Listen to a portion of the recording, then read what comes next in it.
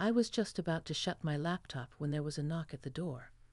It was polite, not hurried, just a soft, deliberate tap. I frowned.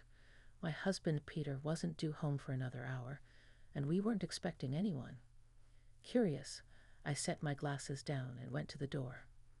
Standing there was Alex, Peter's colleague. He's tall, with that easy, friendly smile that makes you immediately relax, and there was something in his eyes that made me hesitate, a quiet urgency I couldn't quite place. "Hi, Emily," he said, his voice calm, almost gentle. "Do you have a moment?" I blinked. "Of course. What brings you here?" I asked, gesturing him in. There was a tension in his posture, subtle but noticeable, like he'd rehearsed his words a dozen times in the car. We moved into the living room, the late sunlight painting soft patterns on the hardwood floor. Alex looked around, careful not to touch anything, respectful of the space. I could feel my pulse quickening, not out of fear, but a strange anticipation. Something about this visit felt different. He sat down across from me, hands clasped loosely. "I didn't want to trouble Peter," he began slowly, "but I felt like I needed to speak with someone who could understand, someone who might listen without judgment." I tilted my head, unsure where this was going.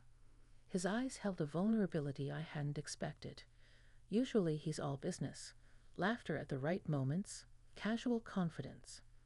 But now, it was like I was seeing him for the first time, stripped of all pretense. "I've been struggling," he said quietly, "with something personal. And when I thought about someone who might really understand, your name came up." I didn't know what to say. There was a sudden intimacy in the room, not of romance yet, but of trust. I found myself nodding, silently inviting him to continue. The sunlight shifted, a warm shadow falling across his face, and in that moment it felt like the world outside our little living room didn't exist. He shared stories I could barely imagine, moments of doubt, loss, and quiet desperation that never left his professional mask. And as he spoke, something inside me stirred. A deep compassion, yes, but also an awareness of my own untapped emotional depths. Listening became more than a courtesy. It became a connection. By the time he left, I was strangely changed. Not in a way that could be easily explained, but in a way that felt profoundly intimate. There was a spark, not physical, at least not overtly, but an emotional resonance that lingered, warm and insistent. I closed the door behind him and leaned against it, exhaling slowly.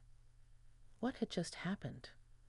I knew I would be thinking about this evening for days, maybe weeks, replaying the conversation, feeling the weight of his honesty, and the quiet acknowledgement of my own heart's capacity to feel deeply, for someone I barely knew in a world we all pretend to control. The next morning, the memory of Alex's visit lingered like a faint perfume, soft, almost imperceptible, yet impossible to ignore. I found myself replaying his words, the tremor in his voice when he admitted his struggles, the way his eyes seemed to search for understanding. It was unsettling, yet strangely comforting, as if I'd glimpsed a hidden corner of someone else's life and been welcomed there. Peter was at work, leaving the house in his usual brisk, cheerful way. I watched him go, a pang of longing mixed with a quiet guilt for feeling distracted. I told myself it was harmless curiosity, but even as I said it, I knew the truth. I had felt a connection with Alex that I couldn't just shake off. Later that afternoon, I was in the kitchen, washing dishes and staring out the window at the garden bathed in sunlight. The hum of the dishwasher and the occasional bird song created a rhythm that felt almost meditative. That's when I heard the soft knock again. My heart skipped. Could it be him? I hesitated for just a moment before setting down the dish towel and opening the door. Alex was standing there once more. His expression was tentative, as if he wasn't sure he should be there, yet relieved when he saw me. "Hi, Emily," he said, his voice lower this time, quieter, almost intimate. I hope I'm not intruding. I, I just wanted to check in. If that's okay. I stepped aside, gesturing him in. The room felt warmer somehow, the late sunlight filtering through the curtains in soft amber tones. There was a delicate tension in the air, unspoken but electric, like the space between two magnets just before they touch. He sat down in the armchair I had nudged closer to the window, and I'd perched on the edge of the sofa opposite him. We didn't speak for a moment, just letting the silence stretch, filled only with the faint rustle of leaves outside. Then he sighed, a quiet release of the weight he had been carrying. "I don't know why I feel like I can talk to you," he admitted. "I've never shared this with anyone. Not like this. I don't even fully understand it myself." I nodded slowly, sensing the vulnerability in his confession. "Sometimes, just being heard, that's enough," I said softly. "You don't have to understand it fully. You just have to let it out." His gaze met mine, lingering in a way that made my chest tighten. There was trust there, raw and fragile, and a hint of something more, an emotional intimacy neither of us had expected. It wasn't physical, not yet, but it resonated on a deeper level, touching something quiet and tender in both of us. We talked for hours, or maybe it was minutes. I lost track of time.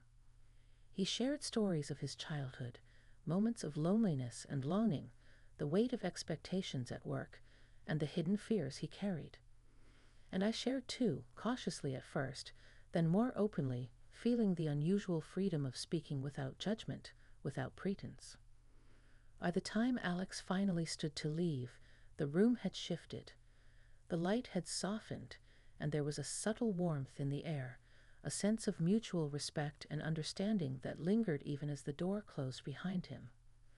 I leaned against the door afterward, exhaling slowly. Something had changed, not dramatically, not obviously, but a quiet door inside me had opened. I felt a mixture of anticipation and uncertainty, of curiosity and wonder. There was something unexpected in this connection, something that invited me to explore emotions I hadn't acknowledged in years. And I knew with a strange certainty that this was only the beginning. A few days passed, but I couldn't shake the feeling of Alex's presence, even when he wasn't there. It was in the small things, the way I caught myself lingering near the window, half expecting a knock, or how my thoughts wandered to his quiet open expression whenever Peter mentioned work. I felt a stirring inside me I hadn't felt in years, curiosity tinged with longing, tempered by caution. That evening, Peter had gone out for a late meeting, leaving me alone with the soft hum of the city outside. I was curled up on the sofa with a book, though I wasn't really reading. My mind kept replaying our conversations, the ease with which Alex had shared pieces of himself I hadn't anticipated. And then, there was the knock. It was softer this time, almost hesitant. My heart fluttered. I set the book aside and walked to the door.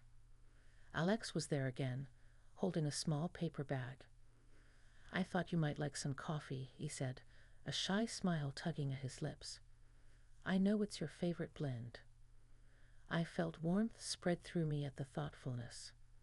"Come in," I said, stepping aside.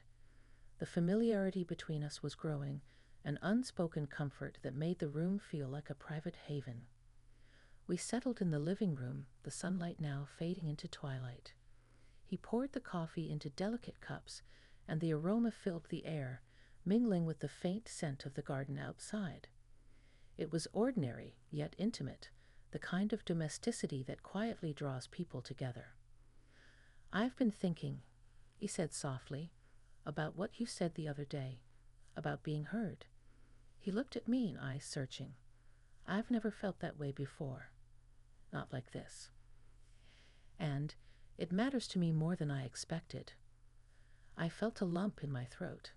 His honesty, so open and unguarded, struck something deep inside me. "I feel the same," I admitted. "It's rare to find someone who listens without judgment." For a long moment, we simply sat there, coffee cooling in our hands, letting the silence settle over us like a gentle blanket. And yet, in that silence, there was a charged intimacy, an unspoken acknowledgement of the emotional bridge forming between us. He shifted slightly closer, careful, almost reverent. "I don't want to overstep," he whispered, "but I also can't ignore this. Connection." I swallowed, aware of the fluttering in my chest. It wasn't physical desire, at least not yet, but it was something just as compelling. A meeting of minds and hearts that demanded recognition. "I feel it too," I confessed, my voice low. "I don't know where it's going, but I can't deny it." The room seemed smaller somehow, charged with a quiet intensity. We talked more that evening, our voices softer, slower, weighted with meaning. Every glance, every shared story, every subtle laugh built a tapestry of trust and intimacy that neither of us could fully explain. When he finally stood to leave, night had fully settled outside. I walked him to the door, the world beyond feeling distant and muted. He looked at me, the vulnerability and quiet longing in his eyes mirrored by my own. "Thank you for listening, for understanding," he said, and I nodded, knowing that this was more than gratitude. It was a recognition of something deeper, a bond that had quietly taken root and refused to be ignored. I closed the door behind him, leaning against it as I exhaled. The house was quiet, yet inside me, a storm of emotion had taken hold. There was anticipation, yes, but also a profound awareness that something in my life had shifted. And I knew, with a certainty that was both thrilling and terrifying, that the next encounter would change everything. The days after Alex's last visit were quiet, almost too quiet. I found myself thinking about him at odd times, in the kitchen, folding laundry, even as I sipped my morning coffee. There was a gentle ache in it, a longing that wasn't just curiosity, but a recognition of something rare, something profoundly human. Peter was still traveling for work, and the house felt unusually still without his familiar presence. I kept myself busy, yet my thoughts kept drifting to Alex. His quiet vulnerability, the way he listened without judgment, the way he had quietly invited me into his world. Then one late afternoon there was a knock. My heart skipped, and I moved toward the door with a mix of anticipation and caution. Alex stood there again, his posture relaxed, but his eyes serious, searching. "Hi, Emily," he said softly. "I hope it's okay that I came by."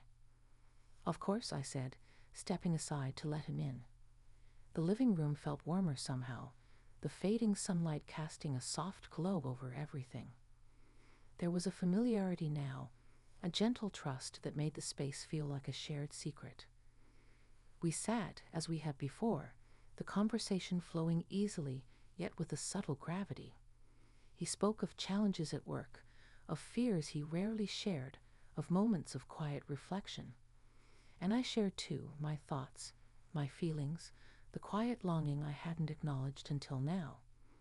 At one point, he reached for the cup of coffee I had poured for him and smiled. "I don't think I've ever felt this.